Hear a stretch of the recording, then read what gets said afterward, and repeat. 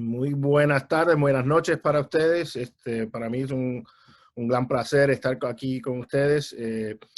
Como han dicho anteriormente, yo principalmente me destaco como extensionista y para mí siempre es una gran oportunidad poder expandir mi territorio de extensionismo con diferentes regiones, ¿no? Que son importantes tanto para mi función como labor, pero también para mi capacitación. Me apasiona entender los sistemas de todo el mundo y tratar de comprender las diferentes situaciones que tenemos en nuestra producción global. Así que para mí es un gran honor y le doy las gracias a los auspiciadores y a los organizadores por invitarme y espero que podamos tener una buena conversación al final de la presentación para profundizar un poquito más.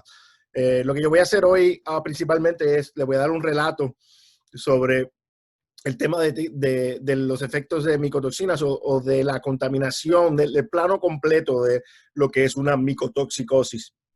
Y una de las cosas que tradicionalmente se omiten de la conversación es el entender la fase inicial de lo que es una micotoxicosis, que es la contaminación de los alimentos y la alimentación de esos alimentos a los animales, ¿no? Es bien fácil enfocarse en la parte clínica, pero yo creo que es igualmente importante entender cuáles son los factores de riesgo asociados con los diferentes alimentos, las diferentes situaciones y cómo esos se asocian al sistema de producción, que es lo que vamos a tratar de atar al final.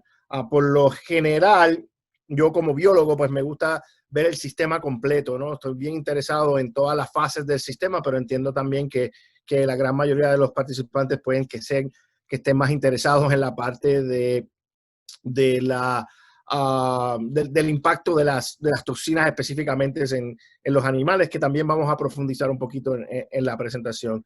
De nuevo, yo voy a tomar una ruta bastante amplia, pero también estoy a disposición de ustedes para profundizar en cualquiera de los temas que ustedes crean que sean más pertinentes o más interesantes, pero me interesa que tengan una idea general de lo que es la problemática de contaminación con micotoxinas.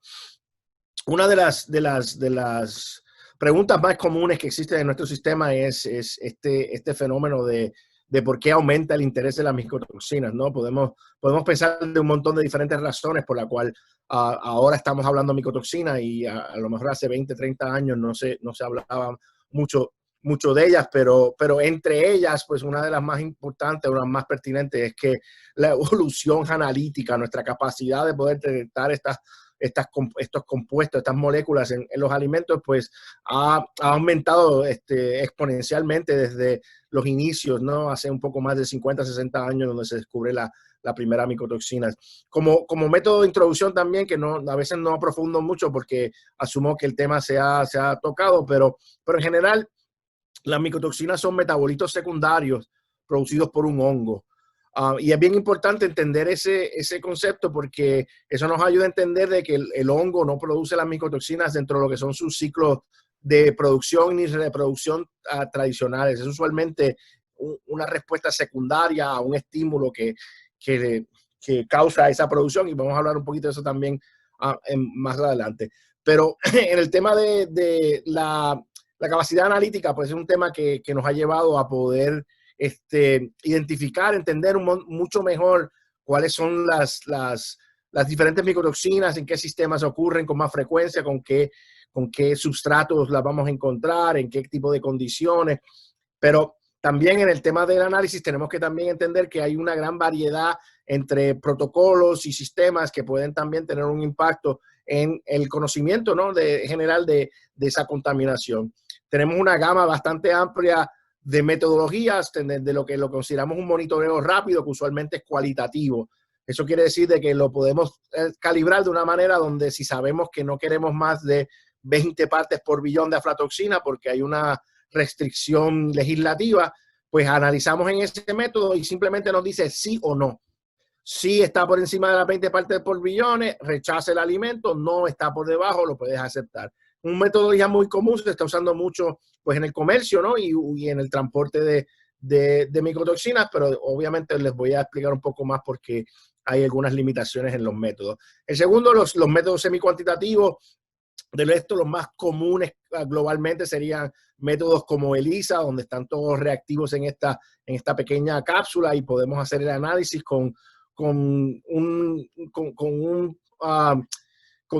instrumentación limitada, ¿no? Necesitamos unos instrumentos muy sofisticados para hacer eso. Adicionalmente, en ese mismo rango está la cromatografía de capa fina, que es aún la metodología de análisis de micotoxina más común mundialmente. Es la más común porque requiere muy poca inversión inicial, ¿no? A nivel de equipación, de instrumentación. Por último, pues tenemos los métodos que ya consideramos los más cuantitativos, los que se usan para tanto la investigación como para las legislaciones, ¿no? Las regulaciones específicas. En esos métodos, históricamente, HPLC ha sido la metodología más estudiada. De hecho, es la que existe en la gran mayoría de las metodologías validadas en la literatura. Pero hoy por hoy, pues esa metodología se ha desarrollado mucho más y lo que se está usando como método estándar sería el HPLC, pero con la cromatografía de masa adjunta, ¿no? Y usualmente con 2 cromatografías de masa. Esos métodos pues, nos permiten analizar unos niveles extremadamente bajos de micotoxinas, que a veces no es tan ideal, ¿no? Tenemos que pensar que tenemos que tener conciencia de que mientras más sensitivo es tu método analítico, más comúnmente vas a encontrar micotoxinas, ¿no? Y como forma de broma, yo le digo a las personas cada vez que la manera más fácil de no tener micotoxinas es no analizar alimentos. En el momento que tú entres en un sistema de análisis de alimentos, vas a empezar a encontrar muchas más cosas de lo que tú normalmente pensabas o lo que más pensabas que había contaminado. Pero estos métodos sofisticados pues sí tienen algún valor también porque nos permiten ahora elaborar, ¿no? Poder ir a tejidos, por ejemplo, del animal y poder tomar una muestra y detectar niveles más bajos que antes eran muy críticos. Adicionalmente, también estas metodologías se han desarrollado para poder detectar múltiples micotoxinas asociadas. Entonces, podemos hacer a través de un análisis, pues, 25, 30, 40 diferentes micotoxinas que tienen un valor bastante importante, ¿no? En el área de control de calidad. Una de las cosas que es para mí el factor más limitante del análisis o del análisis de micotoxinas es que la gran mayoría de las personas no facturan lo que es verdaderamente el método analítico. La mayoría de las personas piensan que el método analítico empieza cuando la muestra llega al laboratorio o cuando el laboratorio procesa la muestra y la pone en la máquina. Pero en realidad el método analítico empieza desde la muestra inicial. Tú lo que estás haciendo es tomando un lote, una cantidad grande de alimento y la estás reduciendo a una pequeña muestra que esa muestra le tiene que dar información sobre el lote completo. Entonces, si miran este diagrama aquí, lo que yo básicamente quiero explicar es que el método analítico es todo este proceso. La toma de la muestra, la preparación de la muestra, el análisis y la interpretación del análisis. Todos esos puntos son parte del método analítico y cada una de estas flechas, ¿no? Negras es una posible fuente de error en el sistema, ¿no? Podemos tener errores en la interpretación de los datos, podemos haber hecho un cálculo matemático incorrecto, podemos tener errores en el método analítico porque nos brincamos un paso o hicimos algo incorrectamente. Podemos tener errores en el submuestreo, ¿no? Enviamos 2 libras o 1 kilogramo al laboratorio, el laboratorio solamente necesita 20 gramos y decide pues tomar de la parte de arriba de esa bolsa en vez de procesar la muestra entera. Y es importante entender que no para todos los errores, todos los análisis, los errores existen en el primer lugar. Lo más importante aquí es entender que para un análisis de una molécula que está homogéneamente distribuida, vamos a poner proteínas, vamos a poner algunos minerales, la toma de la muestra no es tan relevante, no introduce mucho error.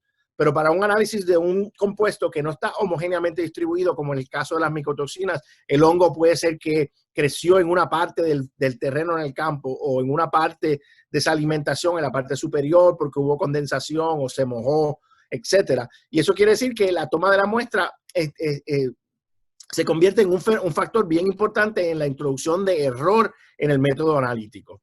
Aquí le vamos a dar unos ejemplos de un trabajo que se ha hecho en la Universidad de Carolina del Norte con el Dr. Whitaker, que ha dedicado la gran mayoría de su carrera a entender mejor los procedimientos de la toma de la muestra. Y básicamente lo que él está demostrando en este diagrama es que si ves aquí la variancia y el porcentaje del error, básicamente, lo que él determina es que 75% del error asociado con el método analítico para análisis de micotoxinas es en la toma de la muestra. 16% de ese error está asociado con la submuestra. De nuevo, le envías 1 kilogramo al laboratorio, el laboratorio solamente necesita 20 gramos, ahí introducen error. El método analítico solamente contribuye como 8 a 9% del error total del proceso analítico, ¿no? Del análisis de micotoxina. Aquí hay varias cosas que son importantes. La primera es que a veces nos gastamos demasiada energía discutiendo sobre tiene que ser en HPLC, tiene que ser en ELISA, HPLC es mejor que esto, tenemos que hacer un análisis en la máquina más importante, más sofisticada. ¿Por qué? Porque en verdad, la realidad, la máquina en sí, la capacidad analítica, no es tan importante hasta que empiezas a resolver los problemas del error del toma de la muestra mucho antes de eso. La segunda parte que aquí es importante es que tenemos que entender que si vamos a hacer la inversión de analizar un material, una materia prima para micotoxina, debemos hacer bastante énfasis en tomar una muestra que reduzca el error asociado con la toma de la muestra, porque si no estamos desperdiciando el dinero. Y en general lo que yo le digo a las personas es que tengan mucho cuidado con el número que regresa en el análisis, ¿ok? Mandé un maíz, el maíz regresa y dice que tiene 100 partes por billón aflatoxina. Pues 100 partes por billón puede ser lo mismo 1000 partes por billón que 2 partes por billón, porque hay una gran cantidad de error y obviamente espero poder demostrarle alguno de esos casos específicos. Aquí básicamente es la recomendación práctica. ¿Cómo reducimos el error asociado con el análisis de la micotoxina? Pues siendo más rigurosos en la toma de la muestra. En este ejemplo, simplemente el doctor Whitaker y sus colegas aumentaron la muestra de 1 kilogramo a 4.5 kilogramos. ¿Okay? Y el mero hecho de tomar una muestra más grande, no quiere decir que tomaste una muestra más grande, sino que tomaste más submuestras, las mezclaste y de ahí salió la muestra, ¿no? Pero el mero hecho de aumentar 5 veces por un factor de 5 el tamaño de la muestra reduce la variación de la muestra alrededor del 80% y la variación total analítica como 60%. Eso quiere decir que si vamos a tomar una muestra, un análisis de micotoxina, vamos a hacer esa inversión económica en nuestro sistema, deberíamos hacer un énfasis en tomar esa muestra correctamente para no desperdiciar ese dinero, ¿no? ¿Por qué esto es importante? Voy a darle el ejemplo práctico aquí de nuevo otra vez. Estos cuadrados que ven aquí en la diapositiva representan un lote de alimento completo. ¿Okay? Vamos a poner un lote de materia prima, en este caso maíz, ¿no? Y cada uno de esos números es una muestra tomada y analizada para un compuesto que se considera homogéneamente distribuido, que en este caso sería proteína, y uno que no, sería la aflatoxina. ¿Ok? Si vamos al cajón, es el mismo cajón, pero si vamos al diagrama de la izquierda y tomamos lo que consideramos nosotros la mínima cantidad de muestras, que serían 2, y tomamos esta aquí que dice dosis, y esta aquí en la esquina superior derecha, que dice 14, pues el promedio de esas dos es muy cerca o exactamente la concentración total de proteína de esa muestra. Eso quiere decir que si tú quieres hacer una evaluación nutricional de ese alimento, con tomar 2 muestras tienes la suficiente información para tomar una decisión. ¿Ok? Si tomamos esas mismas 2 muestras, ¿no? Esta aquí y la superior a la derecha, tenemos 2 ceros y que esa muestra nos va a regresar diciendo que tiene 0 partes por billón aflatoxina. Si por casualidad tomamos esta aquí que está en 200 y de nuevo otra muestra cualquiera en este lote, vamos a regresar con una muestra que dice que tiene 100 partes por billón. ¿Okay? La realidad es que ambos de esos 2 análisis están incorrectos. La concentración total de ese lote son 10 partes por billón. Entonces aquí introducimos la primera parte de lo que es un potencial error o una dificultad en una evaluación de una micotoxicosis, ¿no? Si yo estoy vendiendo alimento y me lo rechazan porque tiene 100 partes por billón, cuando en realidad tiene 10, que es por debajo de las 20 permitidas, me cuesta mi dinero. O si yo tengo una ganadería lechera que tengo ya algunos alimentos que tienen potencial contaminación y me compro este alimento diciéndome que tiene 0 partes por billón, cuando en realidad tiene 10, pues es problemática. Y adicionalmente, pues esa distribución también nos puede causar problemas en el día a día, ¿no? Asuman que cada uno de esos números es el alimento total usado por día, ¿no? Pues va a llegar un periodo donde sí el animal va a consumir una concentración bastante alta y a lo mejor tú ves la sintomología o los casos 2 o 3 días después y vas y tomas una muestra del día donde estás viendo los casos y vas a regresar diciendo 0, porque el alimento que ese animal consume que le cause el problema lo puede haber consumido hace 3, 4 días, ¿no? Vamos a seguir. El otro fenómeno que es bastante importante y bastante común en el análisis de micotoxinas es tratar de remover lo que consideramos nosotros el prejuicio visual, ¿no? Parcialidad visual. Eso quiere decir de que si tú quieres encontrar micotoxinas, tu subconsciente, ¿no? Te lleva a las peores partes de los alimentos, lo más feo que se vea, ¿no? Y si tú no quieres encontrar micotoxinas, ¿no? Por cualquiera sea la razón, pues esa parcialidad te va a llevar a tomar muestras lo más lindo que se ve. Y lo que sabemos nosotros es que la calidad de ese grano no necesariamente está directamente asociada con la concentración de micotoxina. Y eso va a depender mucho de dónde ocurrió la contaminación. Si ocurrió en el campo o en el almacenamiento. Pero la realidad es que si ven este ejemplo aquí, los 2 granos, disculpen, los 2 granos a la derecha están contaminados, pero no son contaminaciones excesivas. Pero los 2 granos a la izquierda, que se ven de muy superior calidad, están contaminados con unas concentraciones bastante altas. Por ejemplo, este grano aquí en la parte baja de la derecha tiene 263 partes por millón de dioxinivalenol y 83 partes por millón de selalenona. Este grano en una tonelada de alimento es lo suficiente para tener unas pérdidas catastróficas en una operación porcina, por ejemplo, que son animales susceptibles a ambas de esas micotoxinas. Entonces, ¿qué quiere decir eso? Tenemos que también remover ese fenómeno de parcialidad y implementar protocolos de muestreo que nos permitan decir, vamos a tomar 7 muestras, vamos a tomar 10 muestras de estos lugares sin mirar si se ven lindos o no se ven lindos, y tomar la muestra de la mejor manera. Para resumir esa parte de la presentación, yo creo que es extremadamente importante de que primero se haga un protocolo de muestreo especializado para análisis de la micotoxina. Segundo, que se considere el error asociado con el muestreo cuando se interpretan los datos de un análisis. ¿Qué quiere decir eso? Cuando te llegue el número, right? Cuando te llegue el análisis que dice 200 partes por billón, el 200 no es tan importante como el hecho de que es positivo el muestreo, ¿no? De que es positivo el análisis, ¿no?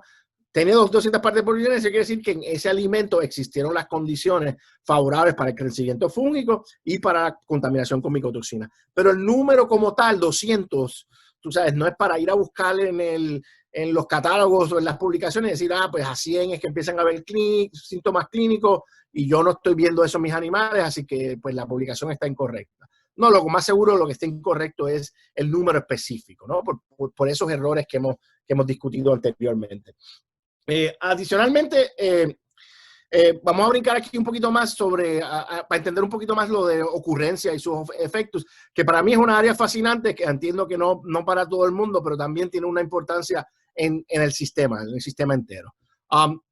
En el momento, hoy en 2020, todavía no podemos decir con contundencia que sabemos por qué todos los hongos producen todas diferentes micotoxinas. Existen 400, 500 diferentes micotoxinas en la literatura. Cada año se descubren, tú sabes, de 50 a 100 diferentes micotoxinas porque la cantidad, la diversidad de poblaciones de los hongos es inmensa, ¿no? Gracias a Dios, la mayoría de las micotoxinas que se descubren no son tóxicas, o por lo menos no se demuestran que son tóxicas para los animales, pero lo que no entendemos muy bien es por qué estos hongos producen las micotoxinas. Tenemos 3 hipótesis que son las más importantes y las más estudiadas. La primera es que el hongo produce las micotoxinas como una respuesta a un estrés. ¿Qué quiere decir? El hongo está creciendo en este substrato, en la planta o en la semilla, alimentándose de la semilla, y hay un cambio drástico en alguna condición que es favorable para él y empieza a producir las micotoxinas, ¿no? Eso puede ser un cambio drástico en temperatura, una mañana fresca que de repente se transforma en una tarde intensa de calor, cambios en pH porque había una fermentación, está haciendo una fermentación secundaria, etcétera, etcétera. Ese momento donde el hongo está recibiendo ese estrés externo, empieza a producir micotoxinas. De hecho, lo vemos incluso cuando usamos un antifungicida para tratar de limpiar un alimento, ¿no? En ese periodo donde el hongo se está muriendo a consecuencia de la exposición al antifungicida, ese hongo puede ser que produzca micotoxinas. No estoy diciendo que no se debe usar el antifúngico, es mejor matar el hongo y que produzca un poco de micotoxina que dejarlo allí y que vaya a estar afectado por diferentes cambios y continúa a producir, ¿no? La otra hipótesis bastante estudiada es que entendemos que las micotoxinas son microorganismos que están compitiendo por una superioridad ecológica en un sistema. Piensen en un silo de algún alimento como en un mini ecosistema. Y en ese mini ecosistema hay muchos microorganismos que están batallando para ser dominantes en ese sustrato, ¿no? Y si yo puedo producir un compuesto, o sea, una toxina que afecte a los otros microorganismos, pues yo puedo ser el más dominante en ese sustrato y tener la mayor accesibilidad a los nutrientes o las cosas que necesito para ser viable, ¿no? Y sabemos esto muy bien porque la gran mayoría de las micotoxinas están catalogadas como antibióticos, antimicrobianos. De hecho, muchas de las micotoxinas se han utilizado para controlar hongos y controlar a microorganismos. El ejemplo clásico es la penicilina, ¿no? Sabemos que la penicilina es producida por un hongo del género Penicillium, ¿verdad? Y es, obviamente, el descubrimiento médico, probablemente el descubrimiento médico más importante de esa generación, ¿no? ¿Por qué? Porque es tóxico para estos otros microorganismos. Y eso es lo que estamos viendo en el sistema. El último ejemplo que les voy a dar es uno específico, es el que está ahí en esa diapositiva, en esa gráfica. Y básicamente lo que estamos viendo aquí es que si tú tienes un serotipo de Fusarium graminarium que produce dioxibanenol, en este caso vomitoxina, como pueden haber escuchado, o DON, ¿no? Y tienes una cepa que produce la toxina y una que no produce la toxina y las investigas en su propagación, ¿verdad? Vamos a ver aquí que en la X, en la diapositiva esta, en la X, la línea de abajo, eso es una cepa de Fusarium graminarium que no produce dioxinabanenol, ¿no? Y cuando tú tomas esa cepa y la inyectas dentro de una de las semillas, en este trigo acá, lo que vas a ver es que el hongo va creciendo, la población del hongo va creciendo, pero la propagación solamente en esa semilla. Esa semilla va a estar toda llena de hongo, pero solamente esa semilla. Si tomamos un Fusarium graminarium que tiene la capacidad de producir las toxinas, ¿verdad? Pues lo que podemos ver es que a pasar de los días empezamos a ver contaminaciones en las otras semillas. ¿Qué quiere decir? Yo inyecto esta semilla aquí con Fusarium graminarium que tiene capacidad de producir DON. El hongo produce el DON como un irritante. Ese irritante causa daño en la cubierta exterior de esa semilla, que es la defensa principal de la semilla, y permite dentro de esas microfracturas entrar en esa semilla adyacente y poder propagarse a través de ese alimento. Y es una de las razones por la cual en muchas ocasiones tenemos co-contaminación con dioxinabanenol en muchos de los materiales. ¿Por qué? Porque puede ser que el hongo está produciendo el DON para propagarse y después ya que está en todas las semillas, pues empieza a producir otras toxinas dentro del sistema.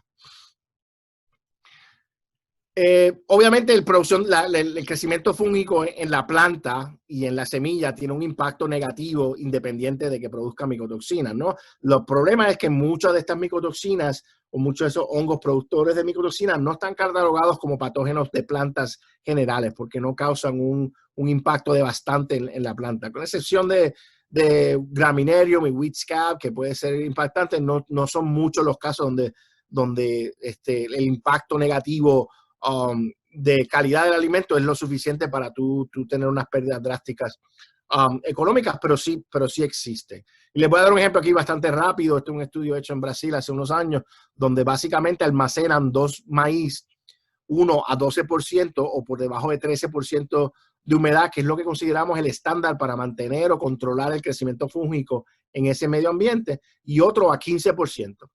Adicionalmente, a cada uno de esos se le añade un antifúngico, un tratamiento adicional con antifúngico, para determinar si los cambios son asociados con la diferencia en humedad, ¿no? Y el crecimiento del hongo o por otras razones. Y lo que podemos ver aquí es que si vemos arriba el 12% sin el antifúngico tenía un porcentaje de grasa de 4.6 y a 15% tiene uno de 4.0. Pues tenemos una diferencia significativa en la calidad de esa grasa, en la energía que tiene esa alimentación, ¿no?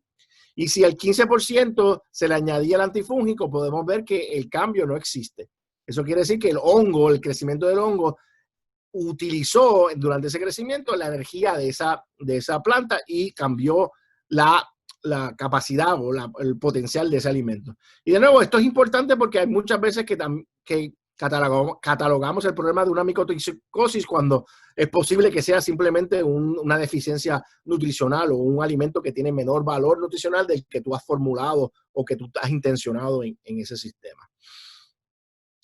Hay un aumento en incidencia de contaminación. No voy a elaborar mucho aquí porque la mayoría de mis diapositivas pues están asociadas con lo que conocemos hoy por hoy en nuestro sistema en Estados Unidos, donde tenemos unos patrones de monitoreo bastante intensos, pero ustedes pues obviamente han visto las noticias, ven diferentes publicaciones y me imagino que ven en sus propias regiones las diferencias en los factores ambientales, ¿no? De que la temporada de lluvia ahora tiene sequía y en la temporada de sequía nos llega una lluvia inesperada, de que los días se hacen más calurosos, el verano dura más tiempo, pero el invierno ahora acostumbra a ser más intenso.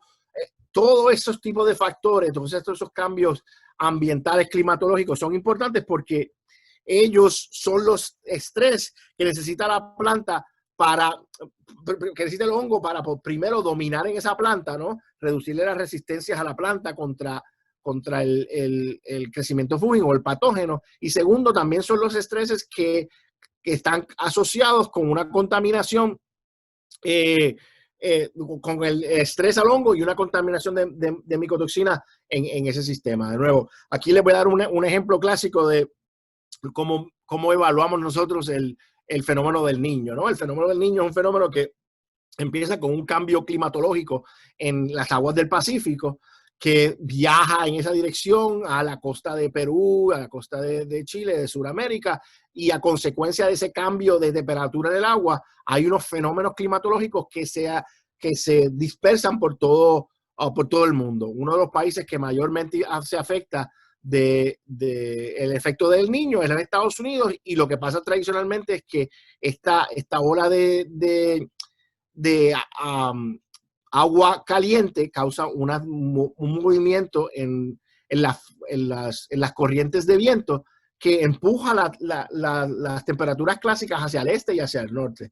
Entonces, pues tomamos las condiciones ambientales de un estado, por ejemplo, como donde yo vivo, de Arizona, donde es un desierto, y las movemos para una región como Illinois, donde la lluvia es muy importante para la producción de grano de maíz, ¿no? Y ese estrés es el que usualmente asociamos con una micotoxicosis. Y lo que estamos viendo es que consistentemente hay mayor frecuencia en esos fenómenos y mayor asociada a fenómenos asociados con contaminación de micotoxina. El otro factor aquí que es importante, que a veces no tengo mucho tiempo para hablar de ello, pero lo voy a mencionar brevemente, es asociado con las prácticas agronómicas. Nosotros hacemos grandes cambios en nuestros sistemas agronómicos, usualmente para aumentar la efectividad del sistema de producción, y no siempre consideramos si esos cambios van a tener un impacto importante en esa microecología que existe en el terreno y en las plantas, etcétera. Y uno de los que es más común asociados con micotoxinas es el arado, ¿no? Lo sabemos nosotros que la gran mayoría de estos hongos asociados con las micotoxicosis son hongos asociados con el terreno. Y sabemos que cuando hacemos un arado, durante ese proceso de arado exponemos las esporas al medio ambiente, y esa temperatura, ese sol, puede tener un efecto positivo en reducir la concentración total de esa población fúngica. Y aquí lo que estamos viendo es que en muchas regiones en Estados Unidos y alrededor del mundo, pues se está empezando a practicar mucho más frecuentemente la siembra directa. por buena razón, tiene buenas investigaciones, bueno para la conservación de los nutrientes, pero una de las consecuencias potencialmente negativas de la siembra directa es que no podemos romper los ciclos de esa población, de esos microbiomas que existen en el terreno donde tenemos esas plantas. Y vemos aquí que estamos mirando la concentración de dioxinivalenol aquí a la izquierda, en la gráfica de la izquierda, y vemos que cuando hacemos un arado hay mucho más baja concentración de dioxinivalenol que en un terreno donde hubo una siembra directa, ¿no? Y aquí estamos diferentes tipos de profundidad en el arado, ¿no? Mientras más profundo fuimos, más efectivo fue el sistema. Y aquí de nuevo lo que estamos viendo en la derecha es dos terrenos que en el 2010 tuvieron contaminación y uno se aró y uno no se aró, right? Y lo que estamos mirando es la diferencia en concentración o reducción de concentración de dioxirival en esos terrenos. Y vemos que cuando sí se hace el arado, tenemos unas reducciones bastante significativas en la concentración total de esa micotoxina. De nuevo, no estoy diciendo que la siembra directa es mala, por nada, no estoy diciendo que debemos estar arando todo el terreno todos los días, tampoco estoy diciendo que es un error alguna de esas prácticas, simplemente estoy diciendo que cuando hacemos esos cambios, pues también tenemos que considerar que en ese sistema también pueden haber unos cambios que pueden ser drásticos. Sí, pues, potencialmente veo que puede haber un valor en el arado como una herramienta para reducir co-contaminación o recontaminación. Por ejemplo, tienes un campo que este año estuvo altamente contaminado, usualmente recomiendo que se haga un arado un poquito más profundo para tratar de romper ese ciclo de contaminación. Ahora vamos a hablar de los animales casi a la mitad de la presentación, pero de nuevo, para mí era importante que aprofundizáramos un poco el tema de cómo llegamos a la situación de contaminación de alimentos y cómo esa contaminación llega a nuestros establos, a nuestras granjas, ¿no? Para mí es esencial también que ustedes entiendan de que uno de los factores que está asociado con la recurrencia o la frecuencia de efectos asociados con las micotoxinas es debido a la intensidad de nuestros sistemas de producción, ¿no? Yo me gusta usar una analogía de que una vaca lechera del 1960 es el equivalente a una camioneta de trabajo, ¿no? Y una vaca lechera Holstein en nuestras granjas de alta producción hoy por hoy es el equivalente a un Ferrari de alto rendimiento, ¿verdad? Pues cada uno de esos carros tiene su potencial en los diferentes sistemas, ¿verdad? Pero si cogemos el Ferrari y lo ponemos en una carretera de tierra y le ponemos mala gasolina, ese Ferrari no va a ser tan resistente a ese sistema. Y yo creo que una de las cosas que tenemos que entender es que mientras empujamos nuestra producción, ¿no? Cuando hacemos esos avances de nutrición, de manejo de sistemas de producción para aumentar y genética para aumentar esa producción, no siempre consideramos que lo estamos haciendo también más susceptibles a diferentes cosas. De nuevo, no estoy diciendo que deben producir menos, simplemente estoy diciendo que esos son factores que ahora tienen un poquito más importancia en el sistema y que tenemos que evaluar con mayor frecuencia. Aquí en la izquierda, perdonen que uso un ejemplo de porcicultura, pero es uno de los ejemplos más clásicos que nos hace ver cómo hemos ido aumentando, mejorando los sistemas de producción, ¿no? Aquí vemos que en el 1960 teníamos alrededor de 1.7 camadas por año y ahora estamos a 2.2, obviamente maximizando ese sistema lo más que podemos. Los cerditos por madre por año eran alrededor de 13, ahora estamos en 22, tú sabes, casi doblando a la cantidad. El índice de conversión fuimos de 4 a 2.5, de nuevo, una diferencia bastante importante. Y de nuevo, los requisitos generales totales de producción, casi una mitad de lo que tenía un animal en los 1960. ¿Por qué esto es importante? De nuevo, yo quería simplemente hacer conciencia de que si tenemos un animal produciendo a niveles de 1960 y lo comparamos con un animal produciendo a niveles de 2000, tenemos que considerar que el animal del 2000 tiene un estrés de sistema mayor al del 1960. ¿Okay? De nuevo, como comparar una persona que trota todas las tardes con un maratonista olímpico. El maratonista olímpico aguanta mucho, pero te voy a decir, cuando ellos se enferman de verdad, porque tienen un sistema donde en verdad están empujando los límites de su producción. Y nuestras vacas lecheras de alta producción son atletas olímpicos. No hay manera, ¿sabes? No hay otras. Son atletas olímpicos. Son el elite de la producción. Las seleccionamos para que sean las mejores productoras. Entonces, ¿qué pasa? En ese sistema, adicionalmente, tenemos factores que causan, aumentan, disminuyen, cambian los estreses del sistema. Y les voy a hablar de los que yo principalmente creo que son los más importantes en la ganadería lechera.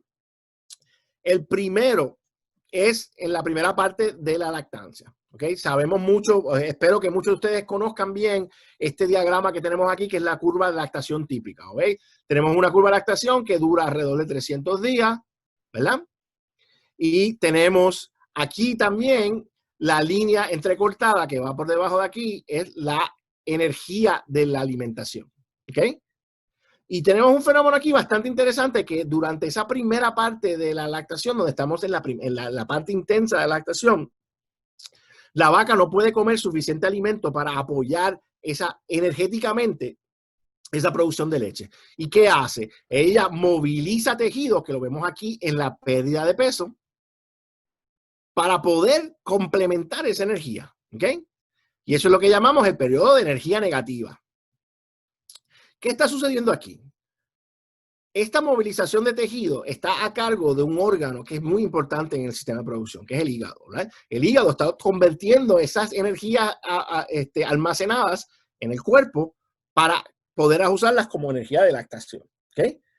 Si tú tomas un hígado que está trabajando a 2, 3, 4, 5 veces su capacidad, ¿no? En un tiempo de intensidad, y introduces una molécula que es hepatotóxica, como muchas de las micotoxinas son, pues vas a tener mayor probabilidad de que haya un fallo en ese sistema. ¿Ok? De nuevo, la analogía clásica es la persona que se inventó que debemos comer cacahuates o maní cuando estamos en la barra, no entendía mucho de la capacidad hepática, ¿no? Si estamos tomando alcohol y estamos haciendo regeneración de células hepáticas, introducir una aflatoxina en ese sistema no es la mejor combinación. De nuevo, no estoy diciendo que dejen de beber ni que dejen de comer cacahuate, es simplemente un ejemplo clásico, ¿no? Entonces, queremos entender que en esos periodos de alta sensitividad tenemos que tener mucho más cuidado, tenemos que ser mucho más rigurosos en el análisis y en mantener esa dieta en condiciones favorables para que esa vaca no tenga esas deficiencias que pueden causar problemas.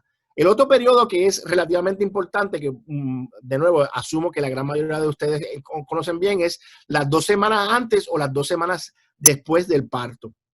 En ese periodo existe una inmunosupresión natural mientras el animal se va preparando para ese parto, ¿no? Si en ese periodo tú introduces una molécula que tiene propiedades inmunosupresivas, como son una gran cantidad de las micotoxinas, pues podemos entender que lo que estamos creando es una situación más favorable para que un patógeno oportunístico entre en ese sistema o que ya está en el sistema y que tenga ventaja para poder contagiar y causar problemas. De nuevo, la salud intestinal puede ser uno de esos factores, pero simplemente algo tan simple como la higiene de la facilidad y los patógenos que pueden estar entrando en ese sistema durante ese periodo, ¿no? Obviamente sabemos que el periodo de transición es un periodo bastante crítico a nivel de la salud de la vaca, pero eso es un factor bastante importante que también debemos considerar cuando hablamos de la susceptibilidad de las vacas a la exposición de micotoxinas.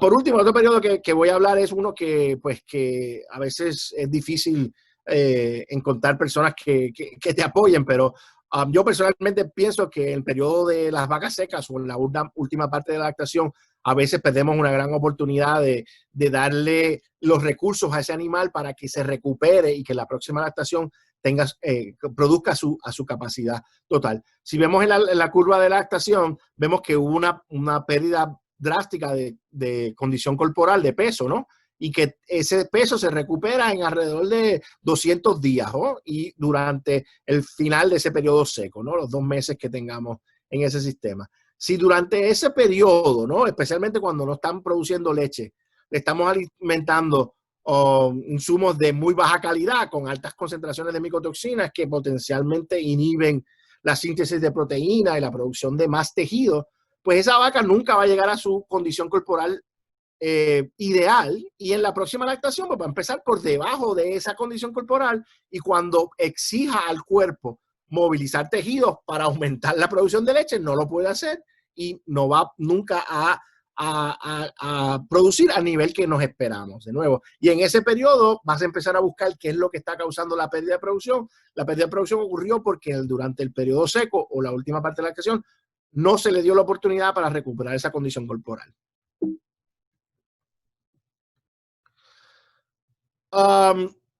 Déjame brincar esto aquí porque yo les voy a hablar de esto un poquito en la próxima. Pero básicamente lo que quería ver es que ustedes entendieran de que en el sistema donde nosotros trabajamos hay una gran cantidad de factores que pueden afectar la contaminación de micotoxinas, tanto como en el campo, a factores asociados con el medio ambiente, las prácticas de cosecha, buena cosecha, afilamos o no afilamos las navajas, cómo impacta la compactación en el silo, el almacenamiento, si usamos el peso adecuado, si hay roturas en el plástico, si tenemos un silo de almacenamiento que deja que la lluvia entre o no hay circulación de aire. Y idealmente, pues obviamente todos estos sistemas están diseñados para tratar de reducir la exposición de los seres humanos a esta micotoxina. Yo añadiría aquí en el concepto de las personas que también están trabajando en la industria, que pueden estar expuestas a través de inhalación, pero principalmente queremos evitar que los humanos estén expuestos a estas toxinas, que quiere decir que si hay un alimento contaminado, puede ser divertido, puede ser separado para utilización de animales. Y obviamente la otra parte de esto es entender que hay un potencial de residuos en tejidos animales que podría contaminar la población, aunque en general aflatoxina en leche es la única que nos preocupamos con grandes cantidades. Yo en lo personal pues me interesa también entender cuál es el impacto en los sistemas de producción y en la rentabilidad de la industria asociada con las micotoxinas. Obviamente trabajamos mucho en el control de aflatoxina en la leche porque es muy importante, especialmente para mí, porque es una línea que llevo muchos años trabajando en ella. Esta es una diapositiva que pues básicamente podemos usar para el resto de la presentación. No me voy a profundizar diferente, y de nuevo mi expectativa no es que ustedes miren esta diapositiva y yo se la den blanco y me la llenen o es parte de un examen, ¿no? Sino que es simplemente enfatizar dos cosas importantes. La primera es que cuando hablamos de micotoxina es una sobresimplificación del tema. Cada micotoxina tiene un mecanismo toxicológico completamente diferente a las otras y puede afectar órganos y sistemas completamente diferentes. De hecho, una micotoxina puede afectar de diferente modo a diferentes especies, ¿no? Tenemos la fumonicina que puede afectar un caballo causándole encefalomalacia, a consecuencia de un daño cardíaco. En los cerdos causa edema pulmonar, en las vacas puede causar un daño renal, ¿no? Entonces, pues tenemos que entender que usar el término micotoxina, pues es el término que usamos para simplificar el tema, pero que hay que profundizar en la toxicología específica de cada una de esas micotoxinas. Les voy a hablar aquí brevemente. Aflatoxina es la toxina que se conoce más, ¿no? Yo diría que después de la penicilina, que es la que más se ha estudiado, la aflatoxina es la más importante porque está considerado un carcinogénico clase 1, ¿no? Y eso quiere decir que es potencialmente, que es carcinogénico para humanos, no potencialmente, que es carcinogénico para humanos. Y esto sucede porque la molécula cuando se absorbe, se convierte en el aflatoxicol, que es un metabolito, y ese aflatoxicol que se convierte en el epóxido, ese epóxido tiene una gran afinidad a la guanina en la molécula de ADN. Quiere decir que se adhiere a ese lugar específico, y cuando la molécula se trata de replicar, ¿no? Cuando hay una replicación, pues causa mutaciones o errores en replicación. Y esas mutaciones pues son las que a consecuencia están asociadas con la carcinogenicidad de esta molécula, ¿no? Obviamente en humanos tenemos mucha información y uno de los fenómenos más estudiados a nivel de salud pública mundial es la relación entre poblaciones que tienen alta incidencia de hepatitis y consumen alimentos contaminados con aflatoxina. África es un buen ejemplo donde se han estudiado mucho, principalmente la región de Kenia, Sudán, esa parte central. Además de causar esos errores de replicación, ese epóxido se adhiere a las proteínas y causa unos daños en órganos específicos, en este caso principalmente esa hepatotoxicidad que está comúnmente asociada con una micotoxicosis. La otra parte importante de esto de entender es que algunos de estos compuestos que vemos aquí, por ejemplo, el abducto de guanina y aflatoxina B1 y lo que podría ser el abducto aquí del aflatoxicol, pueden ser también herramientas para diagnósticos de exposición. Acuérdense que les dije que el muestreo puede ser que haga que el análisis de las muestras sea más difícil, pero en el animal pues ya tenemos una distribución homogénea y si podemos, por ejemplo, tomar una muestra de orina o una muestra de sangre y detectar los diferentes metabolitos, pues podríamos utilizar eso como una herramienta de diagnóstico mucho más útil de la que actualmente tenemos, ¿no? También le quería hablar un poquito de la seralenona, que es una micotoxina bastante importante en la ganadería lechera, principalmente porque el tema tradicional de la toxicología va de esta manera, ¿no? A nivel de toxicología animal, ¿no? Dásela a los pollos, si los pollos se enferman, dásela a los cerdos, si los cerdos se enseñan, dásela al ganado, porque el ganado, el rumen todo lo destruye, ¿no?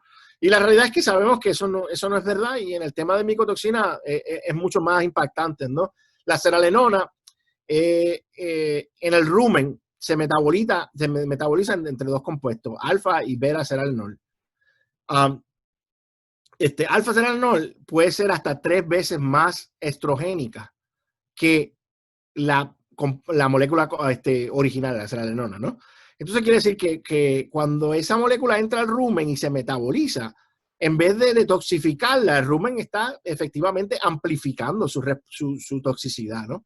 Y lo que hace la seralenona es igual que un fitoestrogénico o cualquier otro compuesto, se adhiere a los receptores de estrógeno.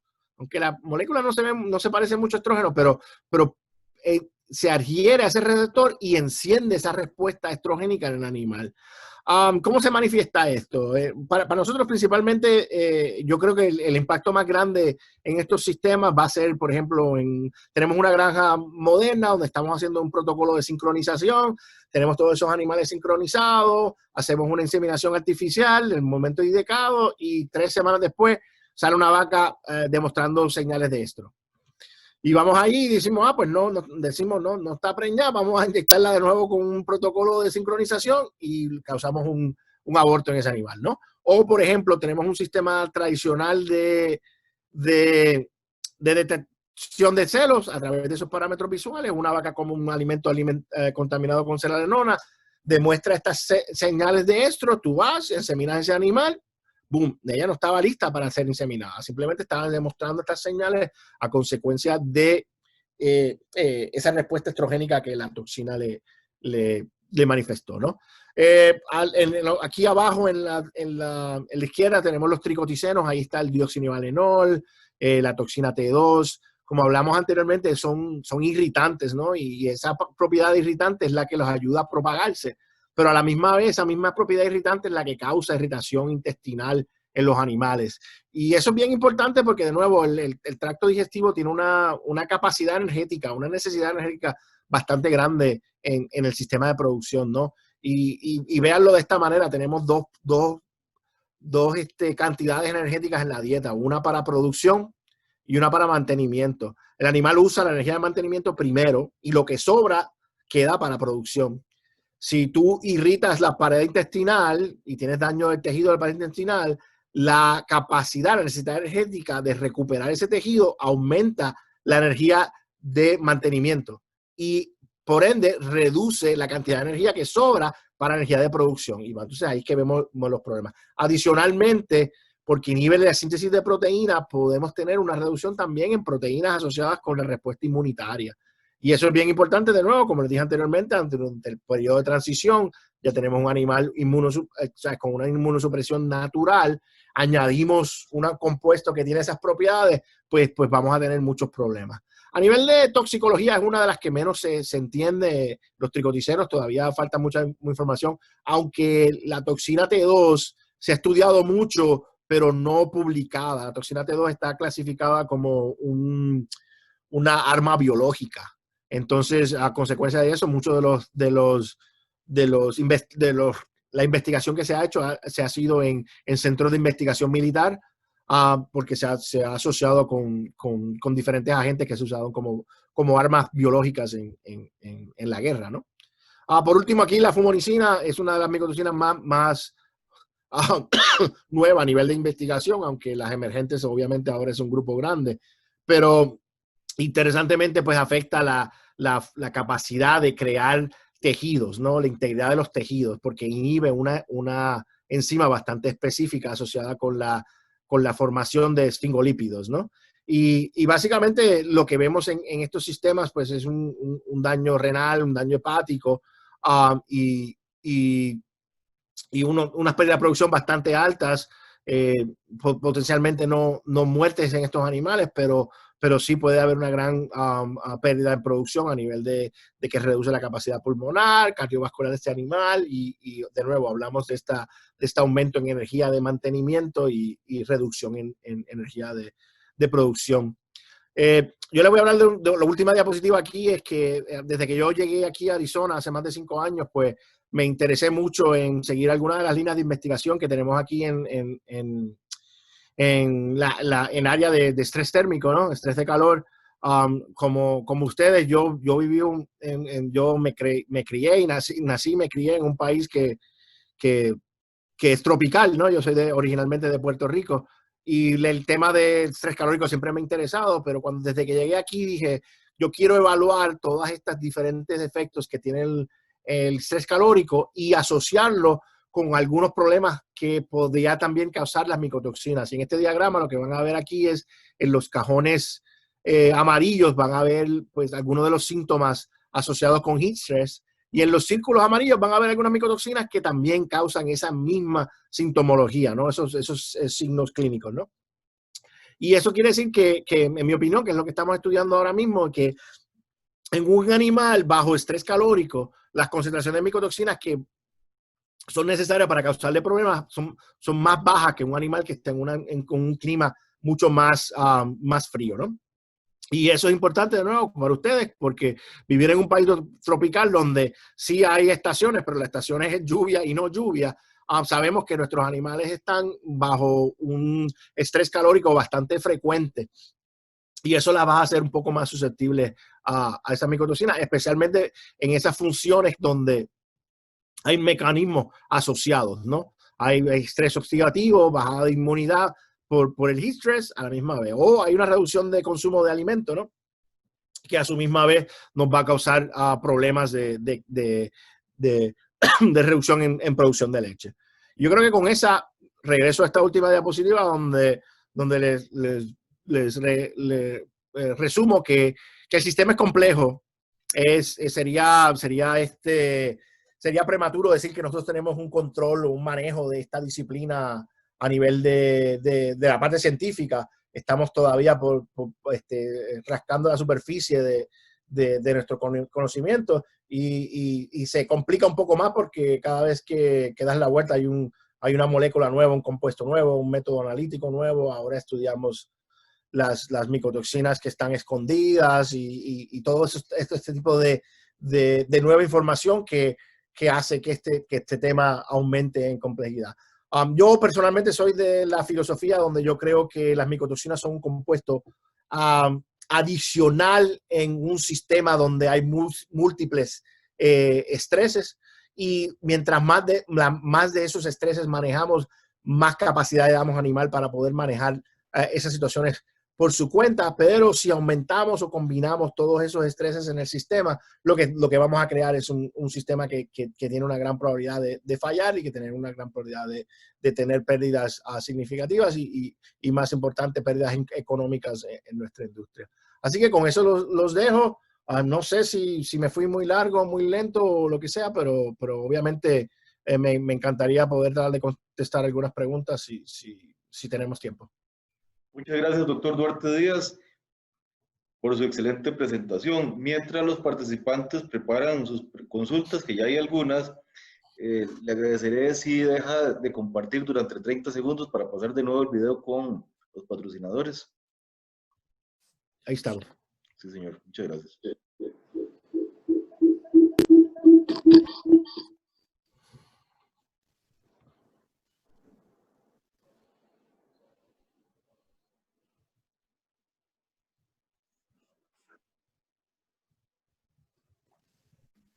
Les recuerdo que pasado mañana, viernes 2 de octubre, tendremos la conferencia de este bloque de salud de datos denominada Patología bovina lechera y necropsia como un abordaje correcto en nuestras fincas, a cargo del doctor Uriel Blas Machado de la Universidad de Georgia.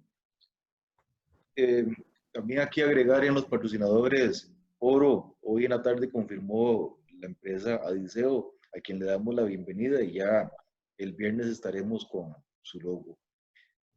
Tal vez, doctor, si de nuevo nos hace el favor de compartir. Mientras tanto, empiezo a leer las consultas.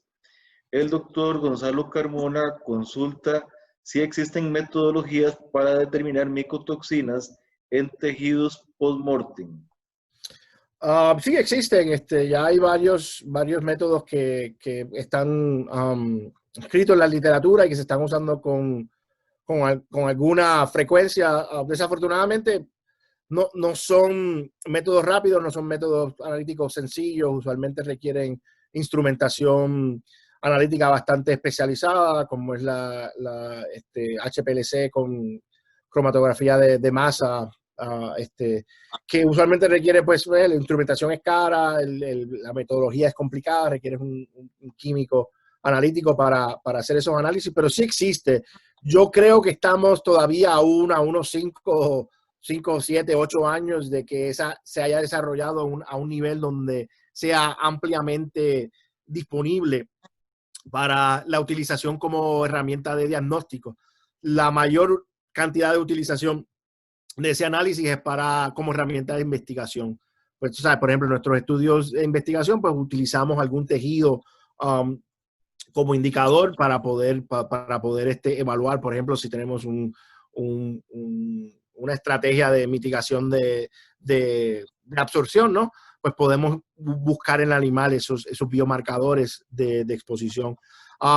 También, como dije anteriormente, como acabo de decir, hay biomarcadores, hay algunos compuestos que son específicamente asociados con el efecto de la micotoxina, que no son la molécula en sí, pero la podemos analizar como son los fingolípidos esos que ocurren con tumoricina. Pero para selalenona ya existe una buena metodología, dioxinivalenol un poquito menos, pero sí lo he visto. Para aflatoxina obviamente sí ya existe. Para fumoricina no, pero tenemos los biomarcadores.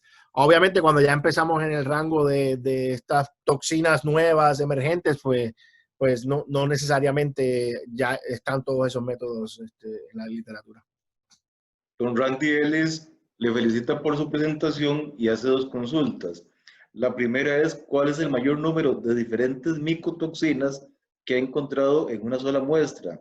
Y la segunda es, si tiene un valor referido de la pérdida económica en el ganado lechero por causa de micotoxinas. Sí, la primera pregunta es un poco, bueno, ¿sabes? Yo creo que dependiendo de la sensitividad del método, si tienes un método extremadamente sensitivo, es muy probable que vayas a encontrar 30, 40 micotoxinas. Yo he visto análisis que han tenido 20, 30 consistentemente. Pero aclaro, muchas veces lo que estás analizando son metabolitos o moléculas en proceso, ¿sabes? Por ejemplo, cuando Fusarium graminearum va a producir dioxinivalenol, a veces produce una molécula primero y después de diferente. Entonces, todas esas moléculas están asociadas y no todas ellas tienen la misma intensidad toxicológica.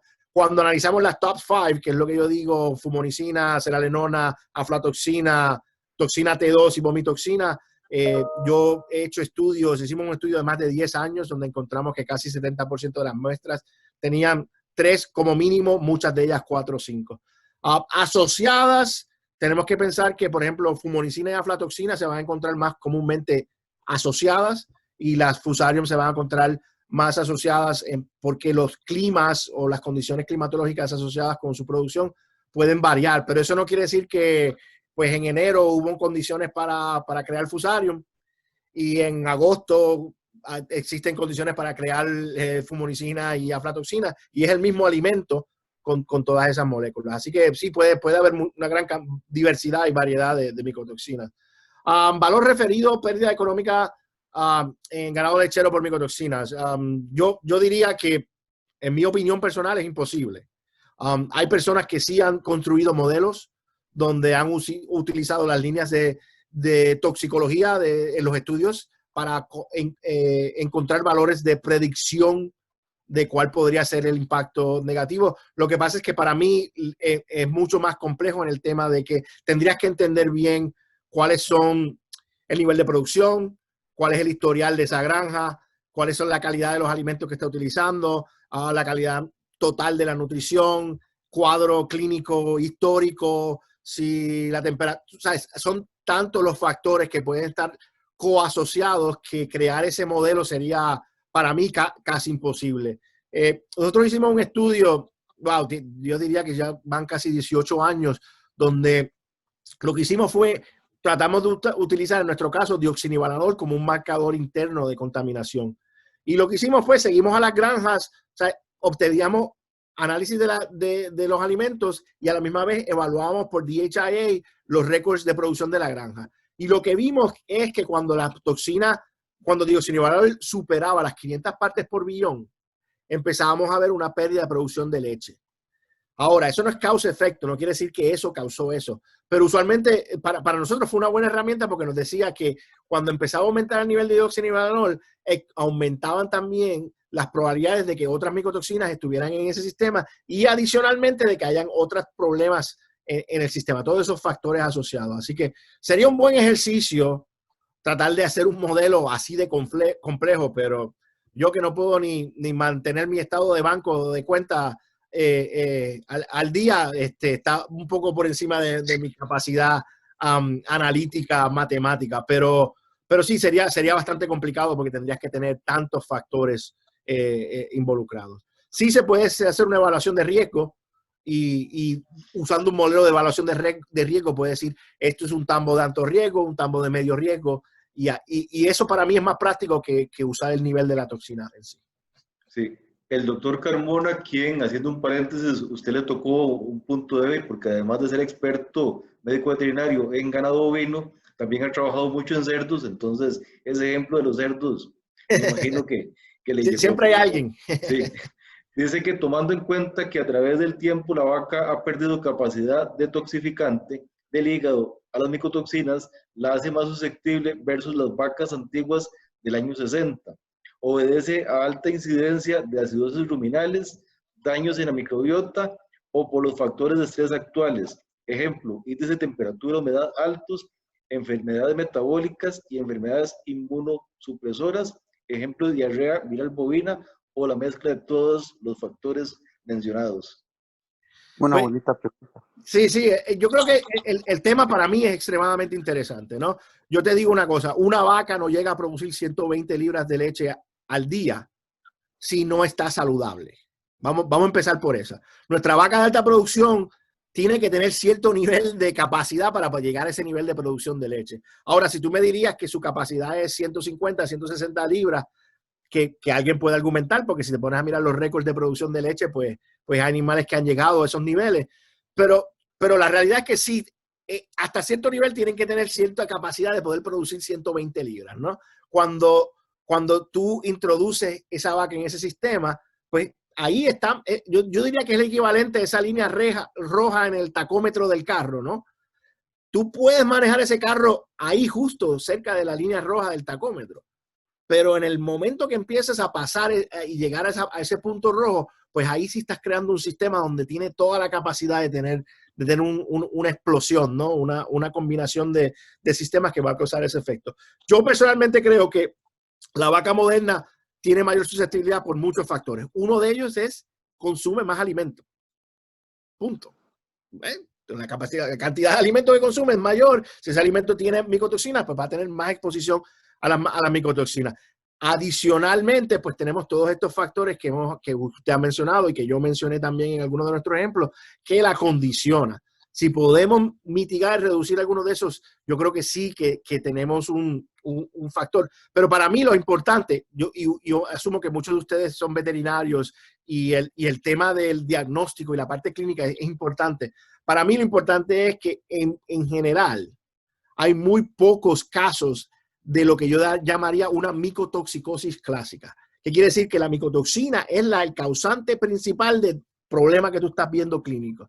Usualmente la micotoxina es una componente combinado con el sistema, que es lo que está causando lo que estamos viendo nosotros clínicamente, ¿no? El clásico ejemplo de la gota que aborda la copa, ¿no?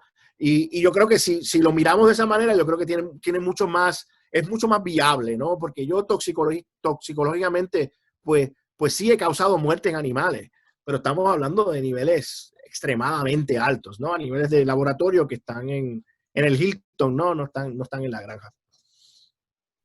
Espero que haya podido contestar la pregunta, es bastante compleja en términos de...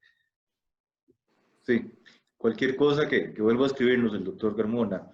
Luis Villalobos dice que usted habló de tamaño de la muestra, pero que le dio la impresión de que se trataba de materias primas y de ración total mezclada. ¿Cuál es su recomendación en cantidad de forrajes conservados como ensilajes o enolajes? Y si puede elaborar más sobre el procedimiento de toma de muestra.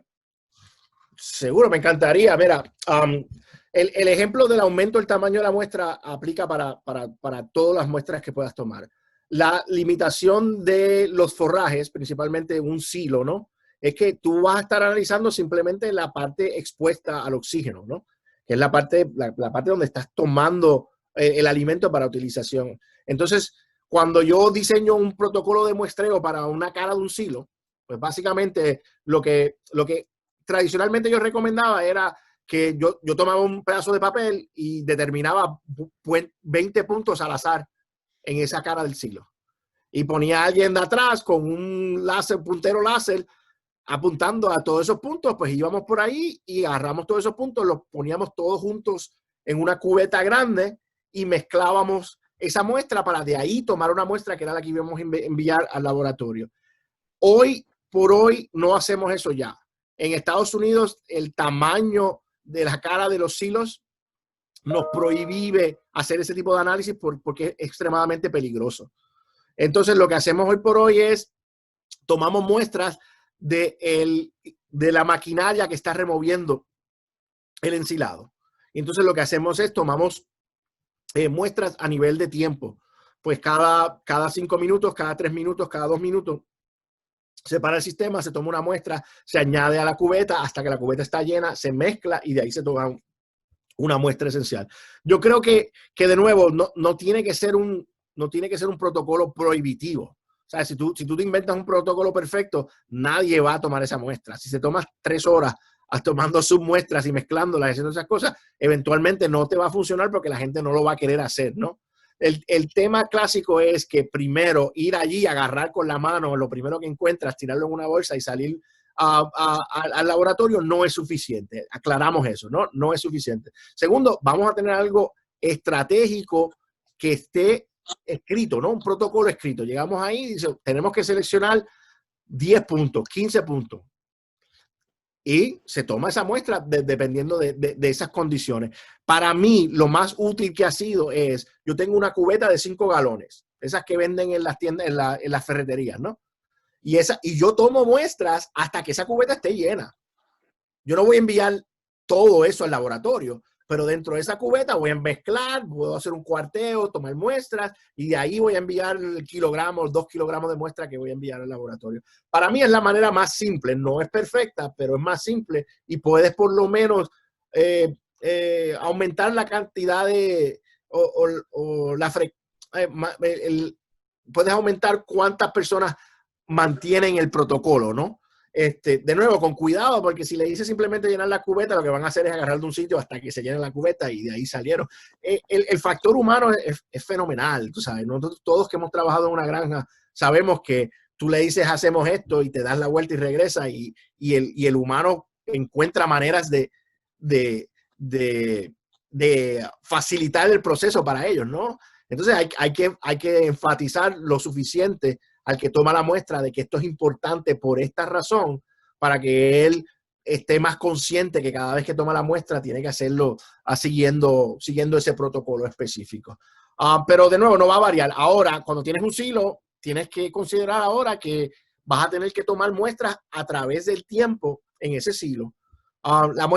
Una de las muestras más importantes es la primera parte del silo, porque no tiene la compactación que tiene el resto del alimento y potencialmente va a ser mucho más problemático. Se toma una muestra ahí y después se eligen los periodos a través del silo.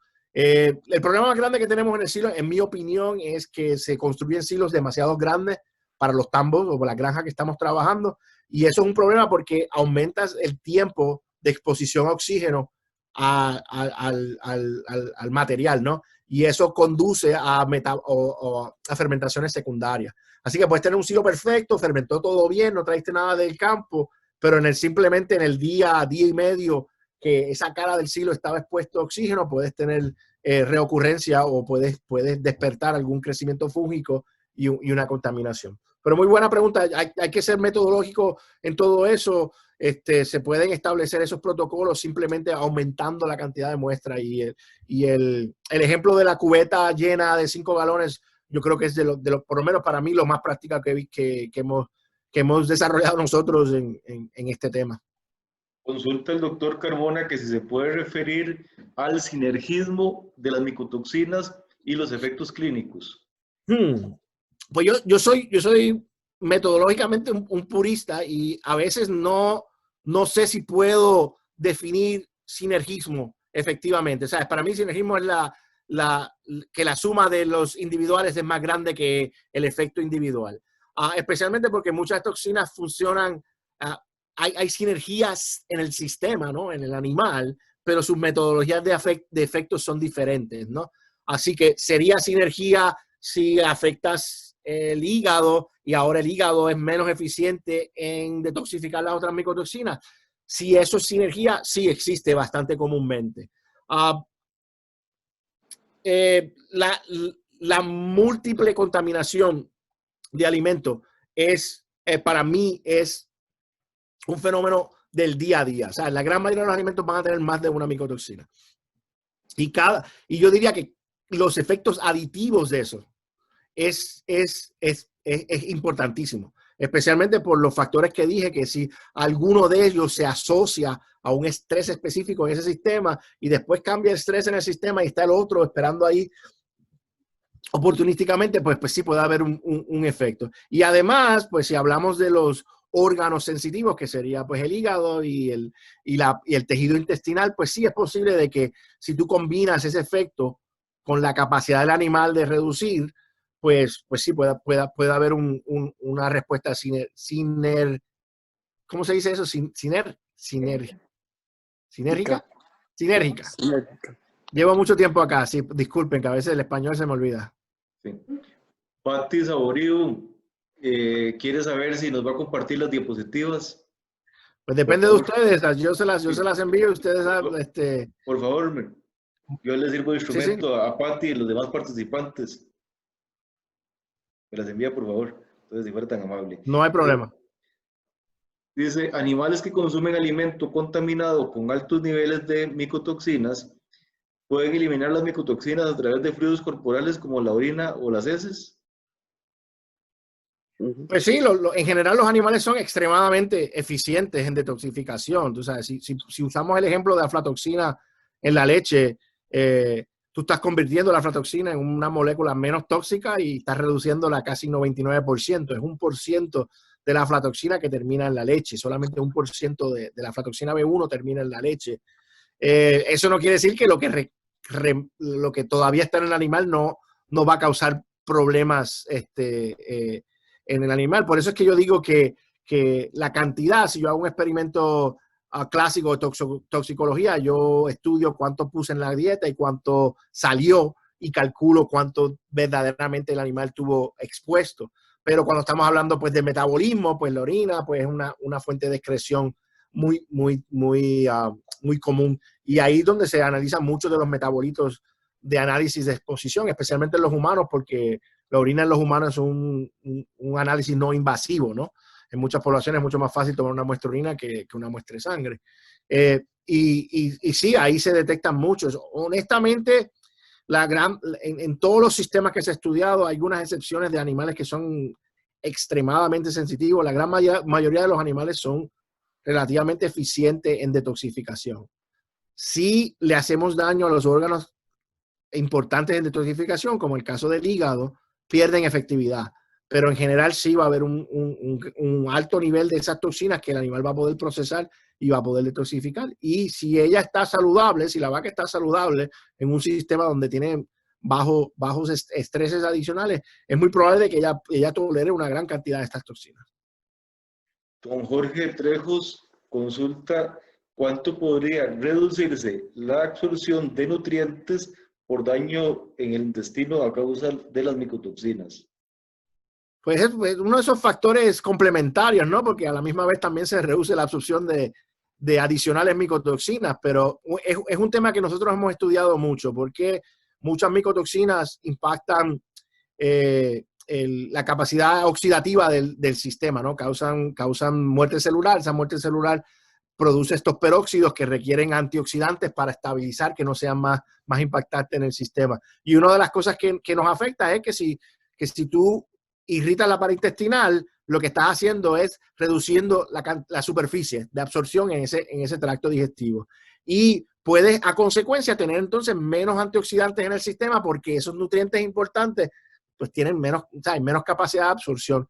A la misma vez, pues sí, puede ser que la toxina hay menos absorción de la toxina por el mismo mecanismo, pero la diferencia es que las toxinas va a continuar irritando el tejido intestinal independientemente de que haya una absorción clásica, ¿no? Porque por algunas de estas moléculas son irritantes intestinales. Pero para contestar tu pregunta, sí, cuando nosotros hacemos modelos donde estudiamos antioxidantes como moléculas que tienen un potencial de reducir una micotoxicosis, tenemos que alimentar el antioxidante antes que la toxina para ver beneficios. Si alimentamos la toxina y después el antioxidante, no tenemos suficiente absorción de la molécula para ver las mismas respuestas que como si hubiésemos tomado un sistema, lo alimentamos con antioxidante, ya tiene un almacenamiento, una capacidad alta de capacidad de oxidación, ¿no? De peroxidación, de reducción de esos peróxidos y vemos esa respuesta. Así que sí, esa salud intestinal es muy, muy importante para muchas razones. Hablamos de la energía que requiere, pero adicionalmente esa absorción de nutrientes, especialmente los más importantes, que serían pues algunas de estas vitaminas y antioxidantes que van a ser importantes para el animal poder detoxificar y manejar el sistema. Dice el doctor Carmona que si encontramos de 3 a 4 micotoxinas en una sola muestra, en Costa Rica cometemos el error de desestimar el efecto nocivo de esas micotoxinas o los valores reportados que se encuentran por debajo de los permitidos. Que si puede explicar el efecto sumativo o sinérgico de esas 3 o 4 micotoxinas. Él dice 1 más 3 igual 9, pero basado en su experiencia de ganado de leche. Pues correcto. Doctor, tal vez si me permiten, para ampliar la situación que dice el doctor Carmona, porque creo que es muy importante y es muy valiosa su opinión. Hemos tenido persistencias o prevalencias por mucho tiempo de niveles, digamos, no tan importantes. Me explico, es muy normal encontrar valores de 500, 400, 600 partes por billón de DON, pero ahí mismo 50, 80 de T2 o bien 3000, 4000 de fumonicina, 100, 150 de seralenanona, con prevalencias que vienen en aumento. Comenzamos con 30, 40 y hemos llegado hasta 80% de prevalencia de esas muestras de por lo menos 2, 3 de esas micotoxinas, con picos en algunos casos importantes, ya de los que se salen, digamos, 7, 8, 14, 15,000 partes por billón de DON, 57,000 partes por billón de fumonicina, 3,000 de sertralinanona. Entonces, pero el tema es de lo que yo le consultaba a usted en el pasado con relación a el efecto que tiene sobre el órgano acumulativo, niveles bajos con relación a la manifestación productiva y clínica de los animales. Gracias, lo que quiero es complementar para escuchar su opinión. Disculpe. Pues mira, déjame saber si lo puedo explicar de una manera complementaria a lo que ustedes están hablando. Yo estoy mirando el sistema y, como les dije anteriormente, yo trato de hacer conciencia de que el término micotoxina es una sobresimplificación, ¿verdad? De que cada toxina tiene un mecanismo toxicológico separado y que tiene estos efectos, ¿verdad? Entonces, yo tengo sistema A, ganadería lechera, vaca 1354, ¿verdad? Y esa vaca tiene 25 componentes exteriores que pueden afectar, me estoy inventando números, que pueden afectar su potencial de llegar a la producción que ella tiene, o sea, su potencial total, ¿no? Entre ellos pueden estar la temperatura ambiental, la humedad, de que pues los corrales no estén óptimos, de que pues se hizo un mal cálculo en la ración y hay bajos niveles de vitamina E, o está cara la vitamina E y la reducimos un poquito, de que hay un silo que está empezando y no tiene la mejor calidad que los otros silos. Pues tenemos este sistema, piensa que aquí tenemos en el medio la vaca y afuera tenemos todas estas flechas que están entrando como potencial, con el potencial de robarle capacidad de producción a esa vaca o capacidad de salud, ¿no? En general, ¿no? Porque la producción de leche está asociada con la salud de ese sistema, ¿no? Pues entonces, en ese caso, yo lo que haría es tomo las micotoxinas, en vez de decir micotoxinas, digo dioxinivalenol, toxina T2, aflatoxina, sertralinona, fumonisona, ¿ok? Y yo sé que si yo cojo esas 7 micotoxinas o 5 micotoxinas y remuevo 3, tenemos un sistema donde el animal aumenta su capacidad de poder resistir los diferentes mecanismos toxicológicos. Pero si vuelvo y aumento a 3 más, pues estoy sobreestimulando el sistema, ¿no? Estoy sobre challenge, ¿no? Estoy haciendo un challenge bastante alto porque tienen esos sistemas. Entonces, ¿qué sucede? Cuando miramos el número analítico, el número de descripción de sensitividad de la literatura, ¿qué yo hago? Yo tomo un modelo experimental, ¿verdad? Aquí yo tengo un cuarto con aire acondicionado donde meto las vacas y las alimento con la mejor dieta que puedo, en las mejores condiciones, y ahí le pongo 5,000 partes por billón de dioxinivalenol y empiezo a ver pérdida de producción, empiezo a ver diferencias clínicas. Pero eso es puramente un modelo toxicológico, eso no tiene que ver nada con la vaca que tú tienes en tu granja. Entonces, los niveles que tenemos en la literatura no son descriptivos de sistemas de producción, son simplemente niveles de literatura toxicológica. Es como si yo estuviera haciendo un LD50, ¿no? Que es la capacidad máxima de matar 50% de la población. Pues yo sé que eso es un número fijo, pero la capacidad de causarle daño al animal no es un número fijo. A 50, sin ningún estrés, no va a haber ningún problema. A 50, con 3 o 4 estrés, sí va a haber problema. Y yo creo que tenemos que tratar de remover de la ecuación estos valores que nos han dado a alguien por cualquier razón, porque la literatura dice que necesitas 300 partes por billón de esta toxina para causar un daño hepático. Porque la realidad es que esos valores son simplemente herramientas toxicológicas, simplemente. Y que la consecuencia de un alimento naturalmente contaminado, por ejemplo, va a ser diferente. Si yo comparo la literatura en una micotoxina que fue producida en un laboratorio, la molécula, ¿verdad? Sintética, lo que llamamos micotoxina sintética, y la comparo con una micotoxina en un alimento naturalmente contaminado, necesito casi 2 veces la cantidad de la molécula sintética para ver la misma respuesta en el material naturalmente contaminado. ¿Qué quiere decir? Que en ese material naturalmente contaminado hay metabolitos, adicionales moléculas, adicionales factores que complementan, ¿verdad? Yo creo que el efecto de sinergia sí existe, pero existe más en que aflatoxina le daña el hígado a la misma vez que tienes energía negativa, que tienes un hígado impactado, a la misma vez que estás saliendo de un periodo de transición donde tienes una inmunosupresión y consumiste dioxinivalinol que tiene propiedades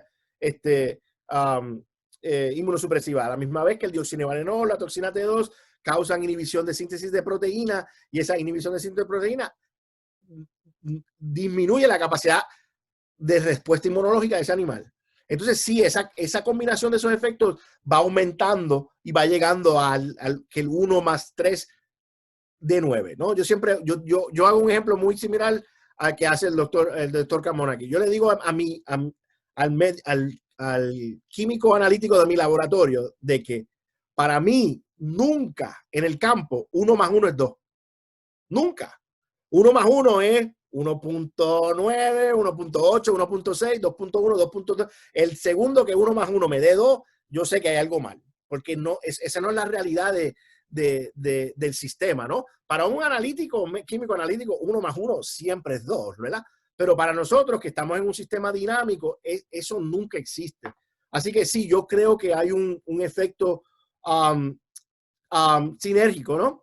Lo que no sucede tan comúnmente es la acumulación de las toxinas en órganos importantes, ¿no? El efecto usualmente es bastante rápido, bastante contundente. El animal hace un buen trabajo en detoxificarlo, se queda el daño hepático, por ejemplo, pero la toxina no se acumula por grandes de tiempo. Por ejemplo, no tenemos una acumulación de toxinas en grasa, y cuando hay movimiento de grasa se vuelven a exponer al animal. El animal es bastante eficiente en excretarla, ¿no? En detoxificarla. Pero si tienes una contaminación consistente de 50 partes por billón, ¿verdad? Por 30 días, eso no es diferente a tú tener una exposición de 3,000 partes por billón por 5 días. Cuando lo miras sumativamente, ¿no? Pero el efecto va a ser un poquito diferente, porque si tú vas haciendo daño sistémico en ese animal, eventualmente va a llegar a un punto donde 10 partes por billón le van a causar problemas, porque ha perdido su capacidad de toxificar, de manejar el sistema. Pero yo añadiría en esos 3 que están entrando en el sistema, las micotoxinas como individuales, como usted ha hecho en su pregunta, pero importantemente aumentando en ese sistema esos otros estreses que yo identifiqué son importantes, que ustedes conocen muy bien, ¿no? Temperatura ambiental, humedad, cuadro clínico de ese grupo de animales, incidencia de mastitis, protocolos de higiene y de vacunación de la granja, efectividad de la vacuna. O sea, hay tantos factores que pueden complementarse en ese sistema para causar el problema, que para mí es extremadamente sobre simplificar, es decir que 50 partes por billón te causa X, porque eso solamente existe en un laboratorio. Espero que haya abordado. Muy bien, doctor. Don Gilberto Herrera consulta que qué tan eficientes son los secuestrantes de micotoxinas, si recomienda su uso diario en nuestros sistemas productivos tropicales o bien en situaciones críticas concretas. Pues primero que sería injusto presumir de que todos los productos funcionan de la misma manera. Yo creo que sí hay secuestrantes que la literatura ha demostrado consistentemente que tienen efectividad. Hay otros que han sido menos estudiados. No porque no hayan sido estudiados no quiere decir que no funcionen, pero yo no puedo hacer una recomendación a base de no tener los datos científicos al frente mío. Sí hay secuestrantes que son muy buenos, sí hay secuestrantes que tienen muy buena información científica que demuestra que que tienen efectividad, que pueden ser efectivos. Tenemos que considerar que al secuestrante no se le puede dar propiedades que no tiene, que sería que secuestren 100% de las micotoxinas, ¿no? Estamos hablando de un sistema dinámico donde la absorción de las micotoxinas es relativamente rápida, el secuestrante tiene que encontrarse con las micotoxinas, no absorber otras moléculas y solamente absorber esas. Así que yo te voy a dar un ejemplo clásico. El mejor secuestrante o la mejor respuesta de secuestrante que tenemos en la literatura es la respuesta de aflatoxina a algunos secuestrantes, ¿no? En ese caso, si por ejemplo, si vamos el modelo de la vaca y la transferencia de la aflatoxina a la leche, lo mejor que hemos documentado es alrededor de 60% de reducción, que para mí es buenísimo, pero no son 100, ¿verdad? Si yo tengo 1000 partes por billón de una micotoxina y absorbo 60, todavía tengo 400 partes, o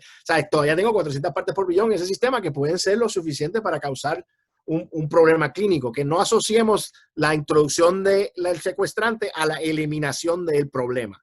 Es simplemente una herramienta adicional que nos puede dar la oportunidad de que ese animal no sea afectado en ese cuadro clínico tradicional que vemos. Tu pregunta sobre si se debe usar consistentemente o en situaciones críticas concretas es muy relevante. Para mí va a depender de muchos factores. Primero, de la granja, si es una granja de alto riesgo. Digo un alto riesgo porque ha tenido un cuadro histórico o de contaminación o de otros problemas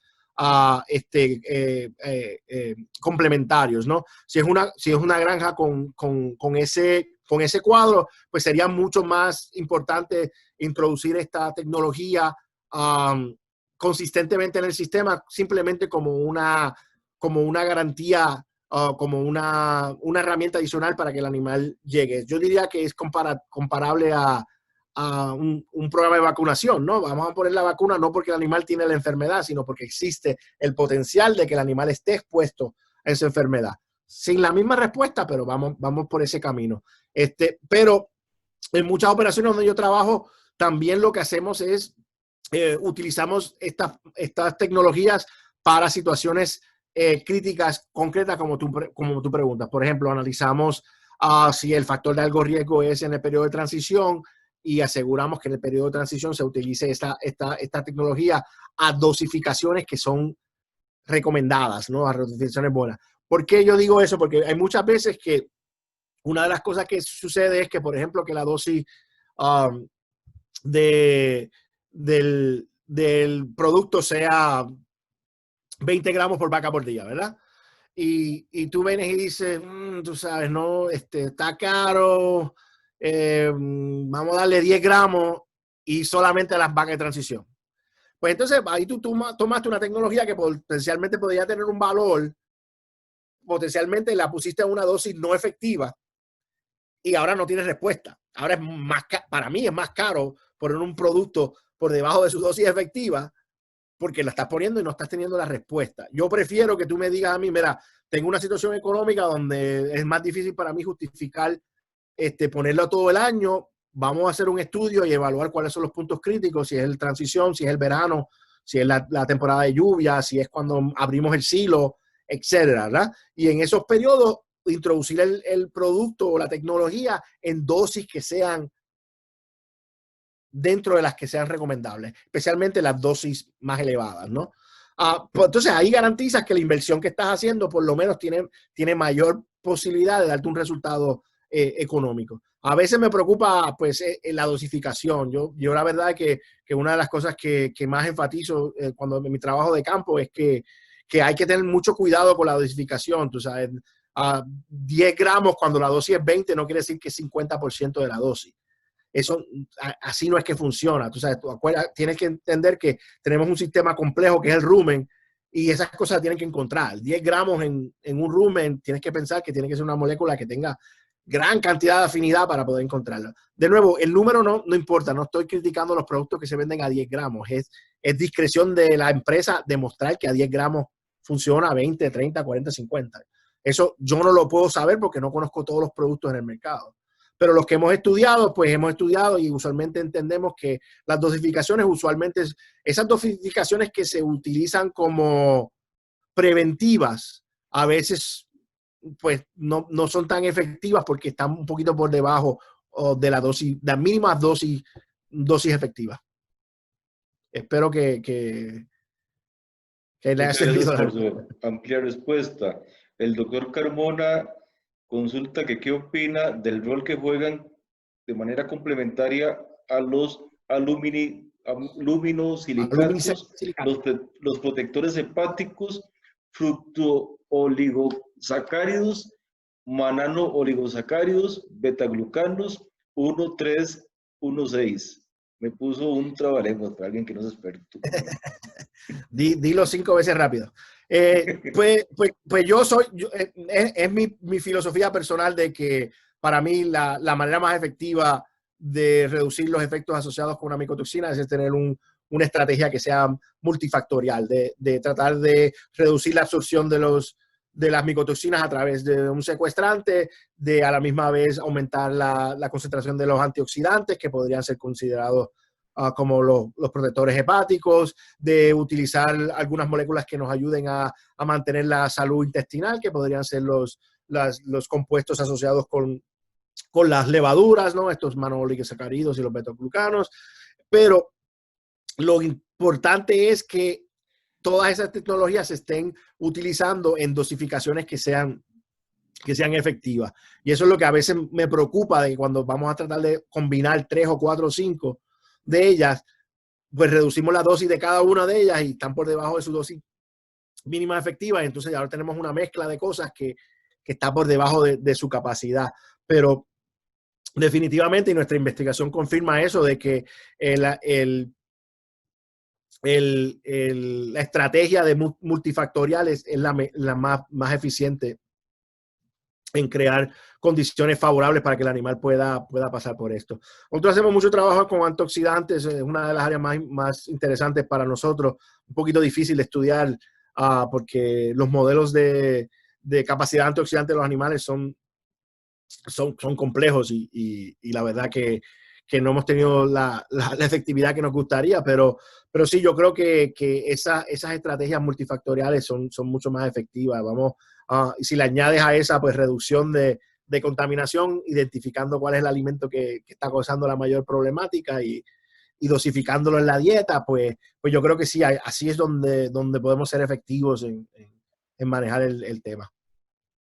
El doctor Juan Félix Alfaro pone un ejemplo hipotético de una finca que utiliza en su dieta 25% de subproductos industriales como cáscara de banano o piña, 45% de pasto de corta y 30% de alimentos balanceados. ¿Dónde debería buscar las micotoxinas? Pues, es muy buena la pregunta. Honestamente, cuando yo les comenté que yo hago estos modelos de evaluación de riesgo, ¿no? De cuáles son las contribuciones de riesgo. Y uno de los modelos que yo hago, pues es a base de las materias primas, de los alimentos que están combinados en esa dieta. Y lo que hacemos entonces es que miramos esos alimentos y los catalogamos como alimentos de alto riesgo, alimentos de bajo riesgo, ¿no? Obviamente yo no tengo una gran cantidad de información para poder decirle que los subproductos industriales son libres o altamente contaminados. Ustedes me podrán decir eso mucho mejor que yo, porque la verdad que nunca he analizado una cáscara de banano o de piña, independientemente de que nací y me crié en Puerto Rico, ¿no? Entonces, yo sé que pues para el plátano, banano, decimos nosotros, pues puede haber una potencial contaminación de Fusarium.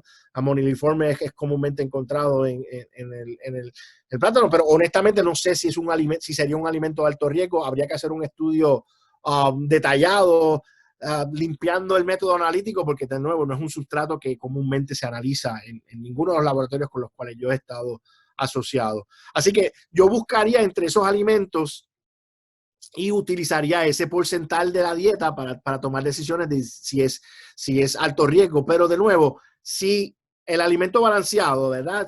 O sea, 60% maíz y el maíz importado, y el maíz importado viene de tal sitio y de repente llegó a un precio extremadamente atractivo, especialmente si viene de Estados Unidos, porque somos muy buenos nosotros para vender lo que no queremos. Pues sí, ahí yo hago una evaluación y digo, mira, sí, los balanceados, si yo voy a hacer una inversión analítica, ¿verdad? Digo, pues lo balanceado, voy a invertir más dinero en frecuencia de análisis para para evaluar riesgo. Si en ese ejemplo hipotético que tú me mencionas ahí, mi prioridad, sin saber lo de los subproductos, sería los alimentos balanceados, ¿no? Tener una conciencia o tener una recurrencia de análisis en esos alimentos para entender de que, pues mira, si vienen de Brasil, vienen con esto, si vienen de Estados Unidos, vienen con esto, si vienen de aquí, vienen con esto, y vas aceptando. Si son de producción local, vienen con esto. Y yo creo que sí, esas son estrategias buenas, porque si analizas la TMR o la dieta total y te sale positivo, todavía tienes que identificar cuál es el alimento que te causó la mayor contribución. Pero de nuevo, sería interesante en el futuro poder colaborar con algunos de ustedes y tener un poquito más de conocimiento cuáles son las materias y cuáles son los alimentos que tienen mayores riesgos, y sería interesante mirar algunos de esos subproductos que ustedes tienen. Pero yo comenzaría con los balanceados. El doctor Carbona consulta su opinión de la separación de los polvos o finos del maíz y su contribución en reducir los niveles de micotoxinas. Le puedo cobrar extra al doctor Carmona porque me tiene todas las preguntas. Sí. Excelente pregunta. Nosotros miramos, voy a tratar de explicarlo de una manera bastante me fascina el tema, así que voy a tratar de no contestar por 3 horas. Pero básicamente, como les dije inicialmente, que hay estos dos fenómenos de contaminación. Hay unas micotoxinas que irritan la cáscara de la semilla y penetran. Esas micotoxinas usualmente no están asociadas con los finos y los polvos. Usualmente dioxinivalenol, seralenona, T2, encontramos más en la parte interior de la semilla. Hay otras micotoxinas como aflatoxina y fumonicina, donde esa toxina, ese hongo, no tiene capacidad de crear esa abrasión, esa fractura en la semilla. Entonces, esas semillas requieren de que haya unas microfracturas que sean insectos o pájaros, o la misma temperatura puede causar, las mismas temperaturas intensas pueden causar eso. Entonces, sí, hay una gran cantidad de literatura donde podemos hacer una separación de polvos y finos y tener hasta 60-70% de reducción de aflatoxina y de fumonicina. Con cautela, porque ahora nos quedamos con unos finos que tienen unas concentraciones extremadamente altas de micotoxinas, y en mi experiencia en nuestros países nunca se echa nada. Alguien termina comiéndose esas cáscaras, esas finas. Pero sí, es muy efectivo, puede ser muy efectivo en alimentos ya procesados, pues va a ser un poco distinto, pero hemos tenido muy buenos resultados con ese tipo de manejos de los tumblers o de separaciones en finas por gravedad y reducción de micotoxinas. Pero de nuevo, es mucho más efectivo para aflatoxina y fumonicina en nuestra experiencia, en nuestros sustratos, que lo va a ser para dioxinivalenol, seralenona, alguno de los fusariums. Muchas gracias, doctor. ¿Había otra parte? Sí, de momento no tengo consultas. Tal vez don Carlos, Rafael tenga algún comentario final o consulta para el doctor. Sí, yo tengo una consulta para el doctor Duarte Díaz. Como usted ya bien lo dijo, el efecto acumulativo no es de la micotoxina, sino sobre el órgano, sobre todo cuando la exposición de los niveles, sin importar si son altos o bajos. Sabemos que todos los tricoticenos tienen un efecto citotóxico muy marcado, y ya usted lo dijo, son irritantes. Muchos de estos o todos estos tricoticenos tienden a producir anemia hemolíticas autoinmunes o anemias aplásticas. Nosotros en nuestros medios tropicales normalmente tenemos problemas de hemoparásitos, llámese anaplasma, piroplasma. Sin embargo, hemos estado viendo cómo tratamientos para esas afecciones, los convencionales con oxitetraciclinas y demás drogas, no funcionan. Ya hemos determinado niveles altos de DON, T2 y nivalenol, que es algo que me está llamando la atención. Se están encontrando niveles de nivalenol del orden de 300, 400, 600 partes por billón, inclusive algunos un poquito más altos, hasta 2000. Sabemos que el nivalenol, si no estoy mal y me corrige el doctor, es 10 veces más toxigénico que el DON o dexonivalenol. ¿Qué nos puede comentar con relación al efecto toxicológico por anemias de los tricoticenos? Y sí, cuando hacemos tratamientos convencionales y no hay respuesta, podríamos estar pensando en que los orígenes o las etiologías de esas afecciones sean de otro origen. Gracias. Pues bastante compleja la pregunta, pero te voy a ver si te puedo aclarar algunas de las cosas, por lo menos que nosotros hemos visto a nivel en el área de investigación. Si nos ponemos a pensar de los mecanismos que se han elaborado toxicológicos de los tricoticeros principalmente, una de las cosas que se ha visto consistentemente es que las moléculas, ¿verdad? Tiene la capacidad, a través de esta inhibición de síntesis de proteínas, lo que empezamos a ver es el catabolismo de proteínas que empieza a crear una acumulación del triptofano, que es el compuesto principal que se acumula o que tenemos aumento de acumulación. Algunas otras moléculas asociadas con los tricoticenos también tienen la capacidad de adherirse a la albumina. Albumina en español, ¿verdad? Albumin.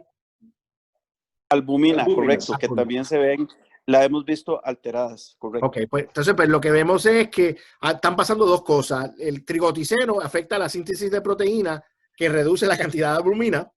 A la misma vez, algunos de estos compuestos producidos por los tricoticenos se adhieren a la albumina.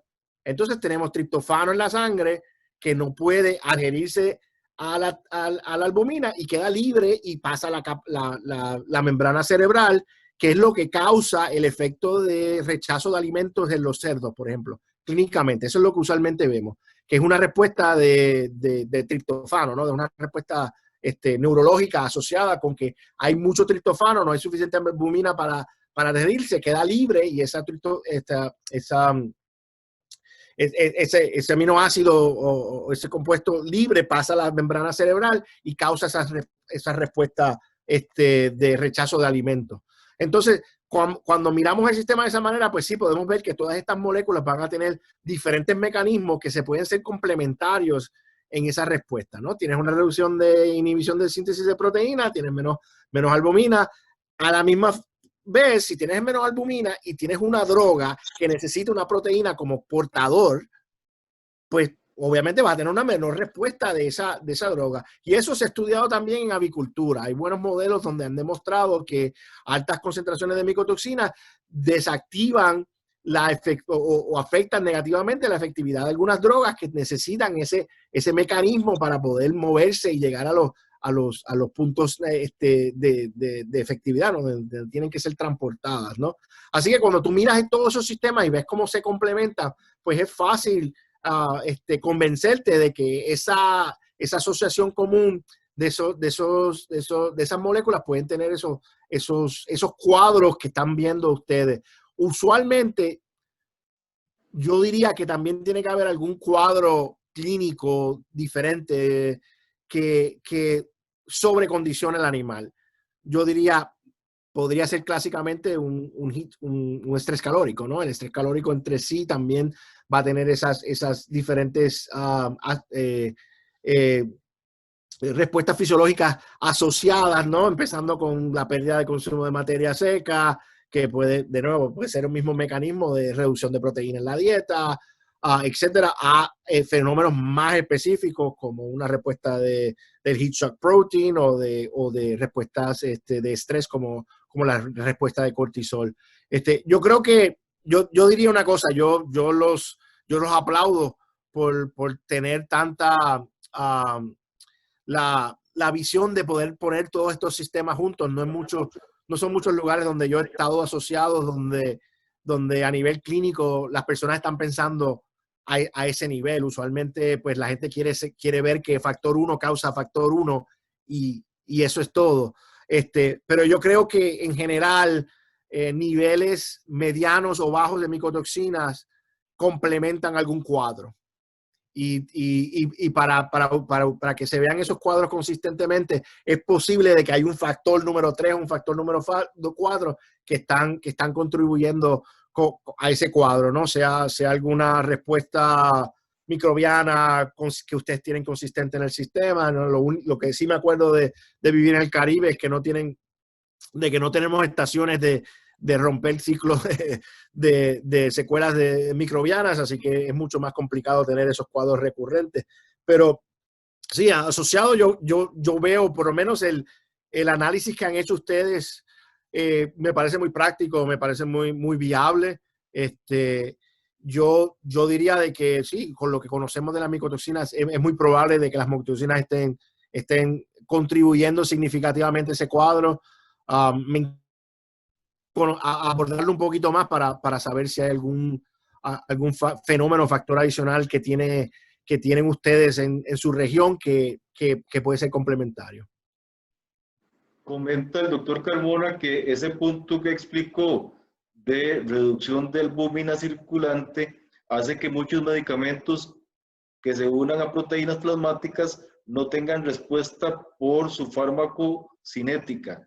Gracias por sus aportes. Sí, y si quieren literatura, inicialmente se estudió en la avicultura porque en Estados Unidos se estaba viendo mucho problema de que pues las compañías sacaban estas nuevas drogas y tenían todos los cuadros clínicos bien estudiados y iban a la situación comercial y las vacunas no estaban teniendo su respuesta asociada y eso fue uno de los primeros descubrimientos asociados con las micotoxinas antes en los años 80, 70, donde se empezaba a abordar mucho en ese tema. No voy a decir que yo era investigador en ese momento porque soy viejo, pero no tan viejo, pero sí lo hemos estudiado y yo creo que es un tema bastante interesante. De nuevo, agradezco a ustedes y también darle un alabo aquí al doctor Carmona, que ha hecho un buen trabajo de mantener la comunicación y la conversación bastante viva. Espero poder tener la oportunidad de ir a visitarlos en algún futuro y podemos continuar las conversaciones y ver un poquito más de los sistemas y de los cuadros que tienen y poder trabajar a más profundidad. No, más bien, doctor, buenas noches.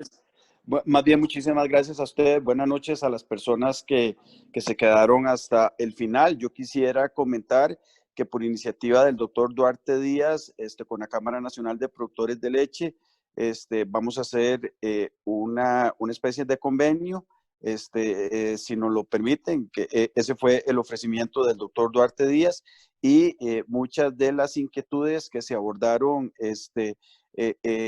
y algunas otras pueden estar presentes para desarrollar. En realidad sí, hay muchos desafíos y hay muchas cosas que poco a poco las vamos entendiendo con el aporte de profesionales y de investigadores de alto nivel como usted y las instituciones a las que usted representa, doctor Duarte Díaz. Queremos agradecerle el día de hoy por sus aportes y por su generosidad al responder todas las preguntas y estamos a la orden y esperamos de verdad en un futuro cercano, después de que la normalidad llegue nuevamente al mundo y todo este tema de la pandemia sea superado, que esperemos sea lo antes posible. No lo veo con tanto pesimismo, con tanta probabilidad, pero esperemos que así sea y lograr en continua comunicación para seguir aportándole a los profesionales y a los productores que con mucho esfuerzo producen todos los días en nuestros campos. Muy buenas noches y muchas gracias a todos. Gracias a ustedes por invitarme y de nuevo se los agradezco. Muchas gracias, doctor Duarte Díaz. Muchas gracias, don Rafael. Muchas gracias a los que nos acompañaron. Buenas noches. Les recuerdo la próxima charla, el próximo viernes a las 6 de la tarde con el doctor Blas Machado.